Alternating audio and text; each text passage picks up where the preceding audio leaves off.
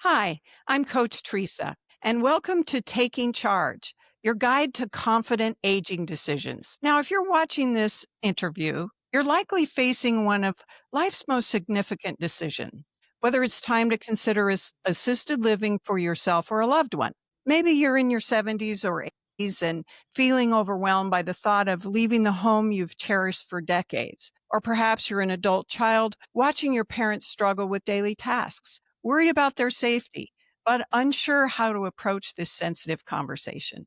Well, we understand that this decision can feel enormous. The idea of changing where you live, how you spend your day, and who provides your care can feel like everything familiar and comfortable is changing. So it's natural to feel anxious about such a major life transition, especially when society often portrays moving to assisted living as a last resort or a sign of failure. So today, I'm joined by Jeffrey Headley, Managing Director of the Headley Hager Group, a private wealth management team who guides families through life and financial transitions, and Dr. Mary Mosley, a palliative care physician who specializes in helping people navigate aging with dignity and quality of life. So welcome, and thank you both for being here. Together, the two of you are going to help us address both the practical steps of aging transitions, as well as the emotional and mindset adjustments that are just as important.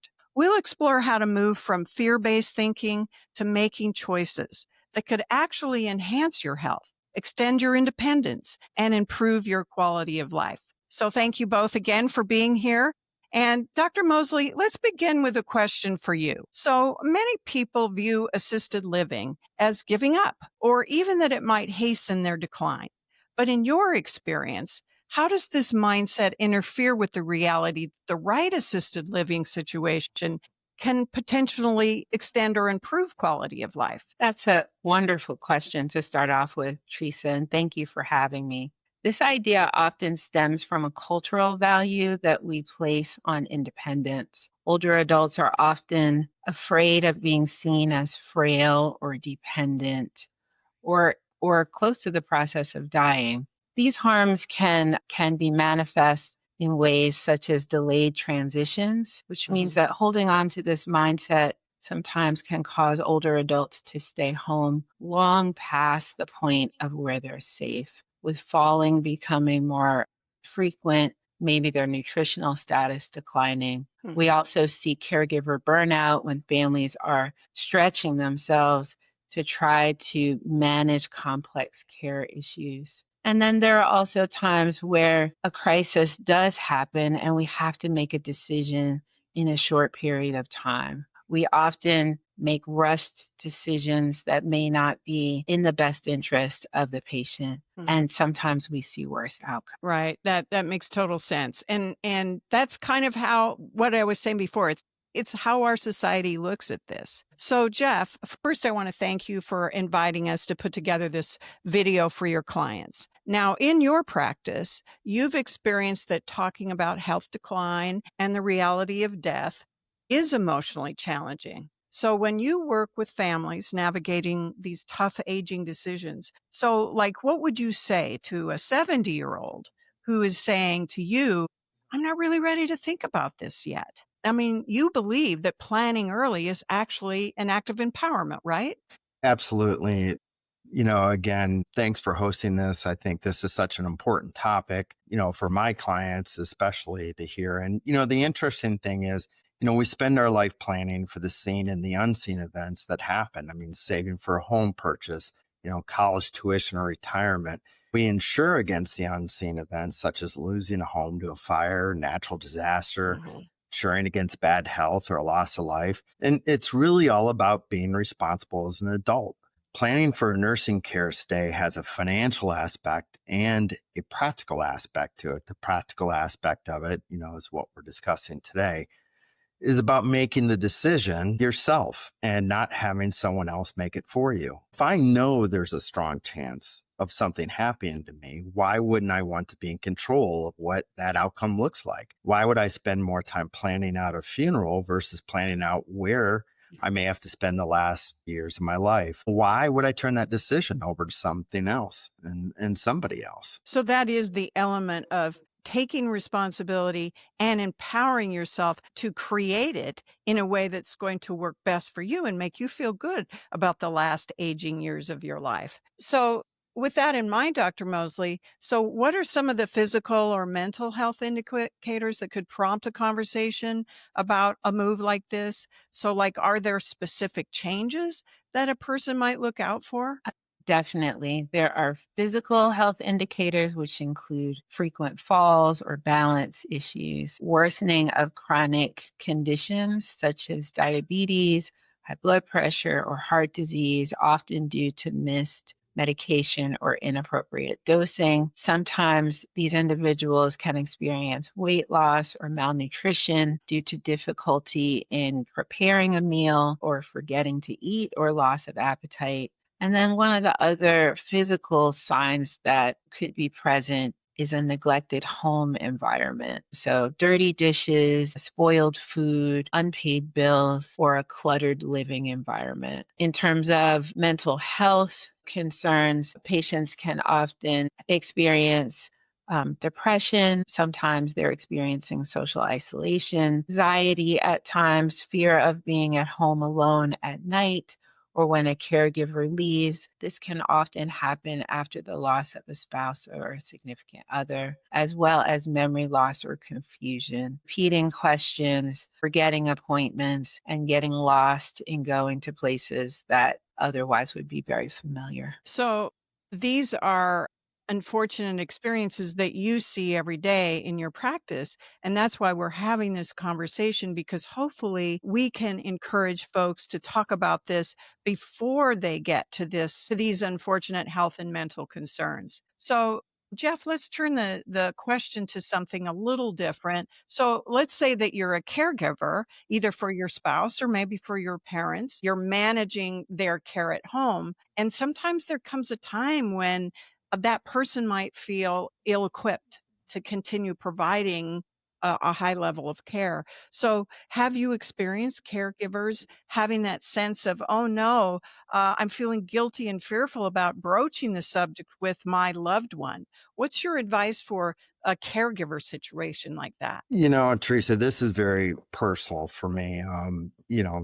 I've never met anyone that said, I want you to suffer, feel bad because you can't care for me. And why I say it's personal is that, I lived through this with my mom and dad. And for those of you who may not know, my mom was diagnosed with Lewy body dementia in the Mhm. spring of 2020. We lived through an agonizing 2 years of her decline. And throughout those 2 years, my dad struggled with taking care of my mom, and it was agonizing. I Mhm. lived through the decisions my dad had to make. And while, they had legal documents to outline their care, implementing my mom's decisions were incredibly hard as they meant the end of her life. And it took a long time for my dad to overcome the decisions my mom wanted him to carry out. And I stress wanted him to carry out.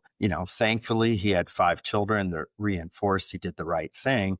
But it wasn't easy. And that is why it's important to have these end of life conversations as a family. And one thing that helped me throughout that period is a book from Dr. Atal Gawande called Being Mortal.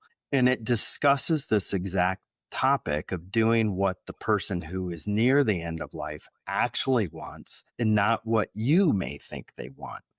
And, part of that book is basically helping you to not let your own guilt drive what you project a person wants or need. And it's really about removing yourself and truly contemplating what the person who is sick wants. And you have to leave it at that, as hard as it is. Yes, I imagine that most everyone that is listening to this, I know for me as well, we've either gone through the end of life transition with our own parents, maybe with a spouse, with other loved ones in our life. And this is a wake up call in a way to remind us not to turn our backs to the very realness of this aging situation. And I know for myself, I'm about to see my kids.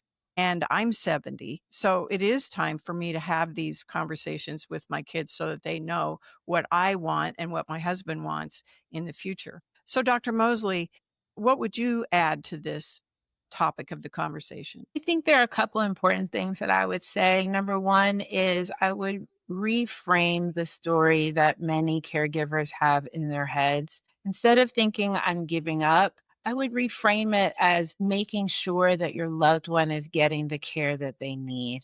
That Mhm. that sort of shifts um, the guilt into advocacy, which is Right, really what a caregiver is supposed to do, is to right, advocate. right.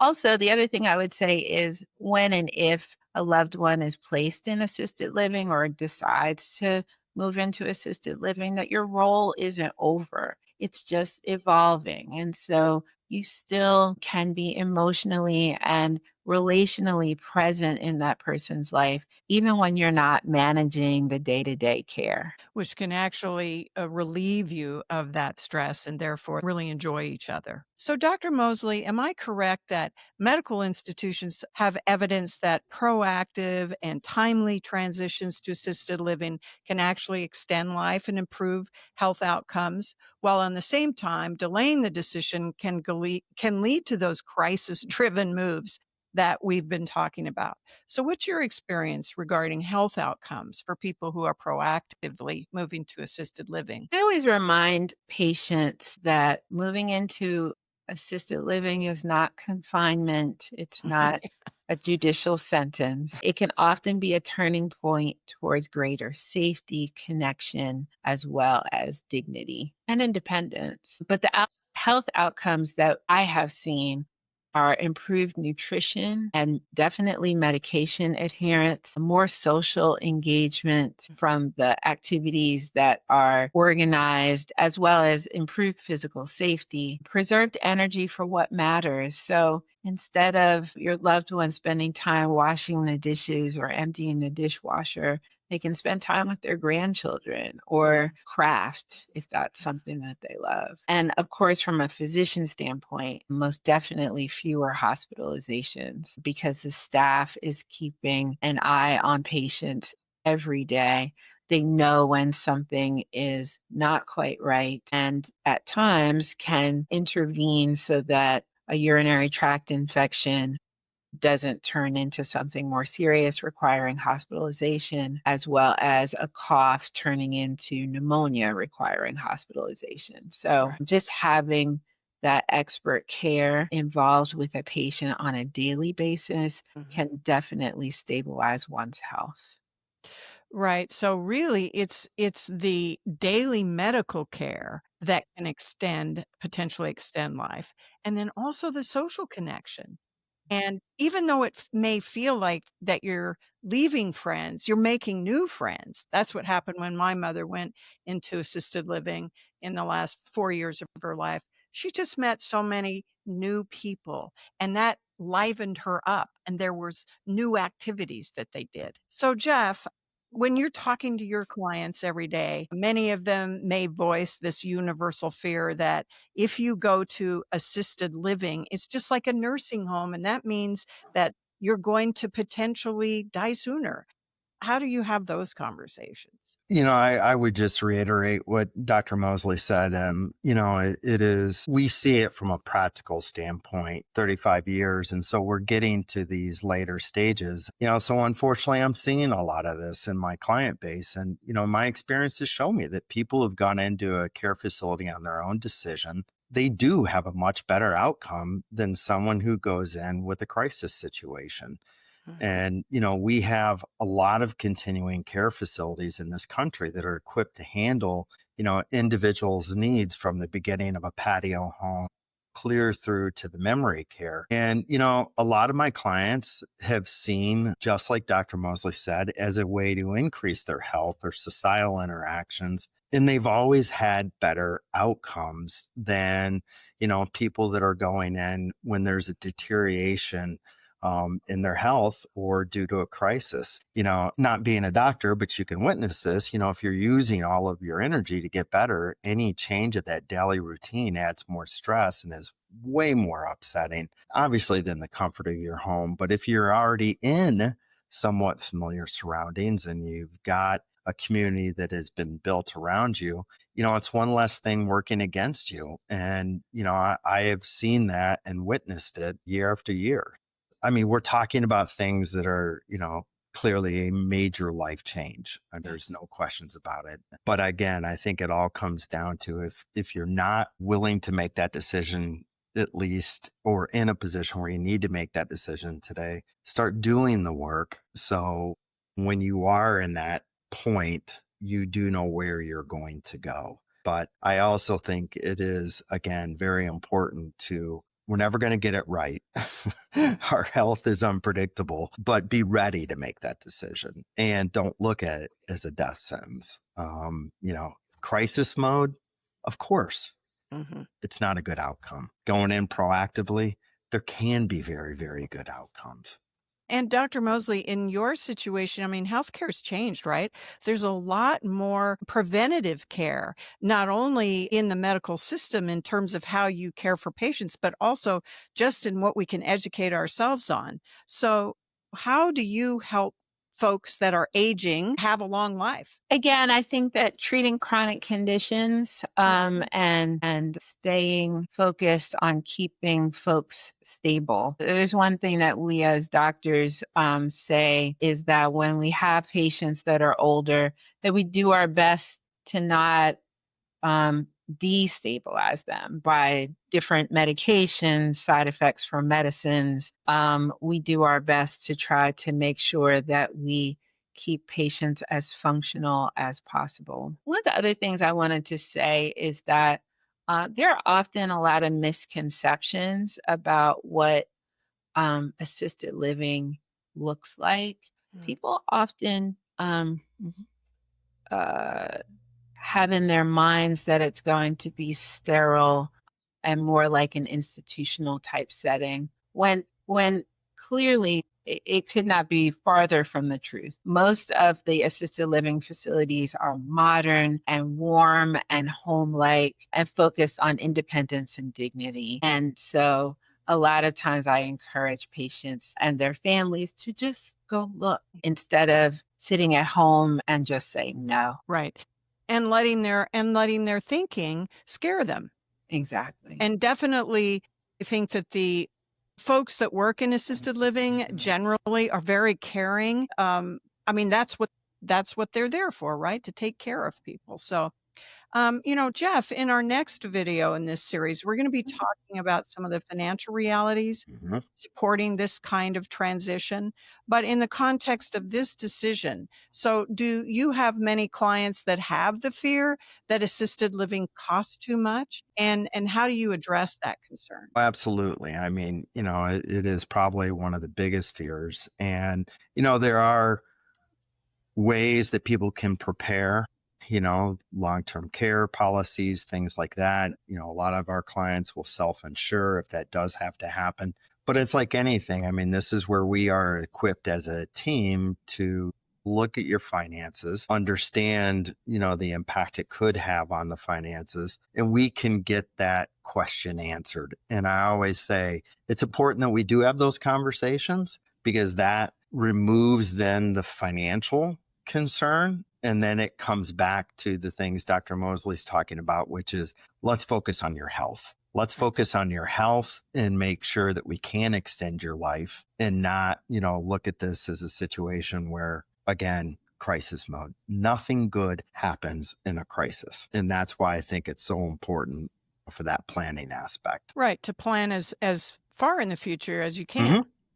It's just interesting because, I always say this, it is the one thing people fail to plan for, but it is one of the most significant things that we are faced with towards the end of our life. And I kind of go back to the funeral planning again. I am always shocked when a client tells me that they've planned for their funeral and I ask, well, have you planned for any type of nursing care? Say, oh, no, Not at all. It's like, It's not gonna happen to me. So I have a question, the same one for both of you, and Jeff, you can go first. So what are a couple, 1 or 2 success stories that you could share about a client who initially resisted this idea about planning for assisted living, but later they described it as one of the best things they ever did? yeah. And I know you're going to ask me the other question. I'm going to have an answer for you on that. I'm literally dealing right now with both the Mm, good situation and the bad situation. I have a wow. client that her and her husband made the decision probably 15 years ago, I think it was, to actually move into a continuing care facility. They bought a patio home. They moved from their home, for almost 60 years, I think.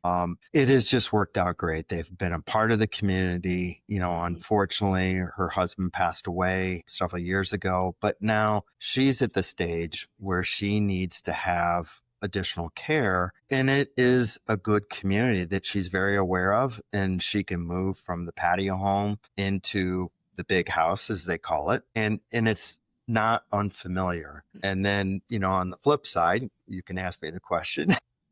Go So that's ahead. a good situation. Yes. What's the bad situation? And unfortunately, it happens all the time where there's a crisis. And, we've had a situation just here recently where there was a health crisis, both mom and dad. And, the boys were put in a situation where they had to make a very quick decision very fast. They did an amazing job, but it was a crisis situation. And mom and dad got into the facility and there were issues, with the transition. And unfortunately, mom just passed away, last week. But two very different situations. One that was done proactively and we've had a relatively good outcome. The other one was turbulent. And again, Right. not to anyone's fault, but that can be a situation we want to try to avoid. Yes, because it's emotionally taxing for everyone. And that's the point of this video is to help people start the conversation. And so, Dr. Mosley, do you have a success story or maybe one that wasn't such a success that you could share? Yeah, I have a story that I'm not really sure how you would view it, but an 80-year-old gentleman who was living at home and needed more support, but really sort of resisted it for a while. And then earlier this year had a very significant fall in his driveway trying to take his trash out. So Mhm. that's one thing that you don't have to do when you're at assisted living. And his fall was pretty significant, requiring evaluation at a local trauma center, hospitalization for a couple of weeks, and then transitioning to rehab, and then moving to assisted living. And so that was a situation where a family was having to make a decision within a crisis. And when they really got into their loved one's home, the home was not a great living condition. It wasn't clean. There were medications that were not labeled. It was very difficult. I can say that this particular gentleman has moved to an assisted living facility. He's gaining weight, which he had lost a significant amount of weight due to all of those reasons I listed: forgetting to eat, and not feeling like preparing food, as well as loss of appetite. And he's getting up and going to meals 3 times a day, and he's gaining weight, and he's doing great. So that is a situation where the family had to make a difficult decision within a crisis.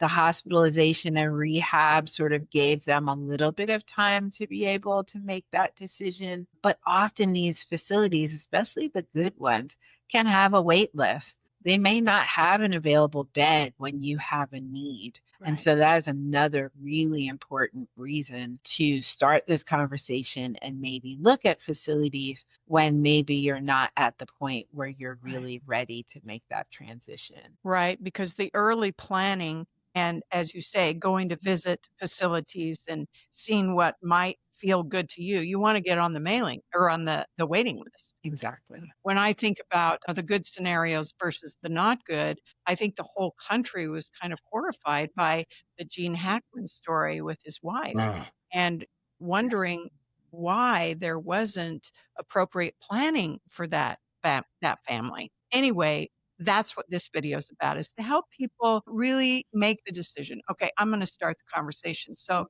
I'll ask both of you again, what would be the first step that each of you would recommend if you're young in your 70s and you're healthy, or maybe you're in your 80s and you've started to have some health concerns, or you're a caregiver? What would be one step you would recommend?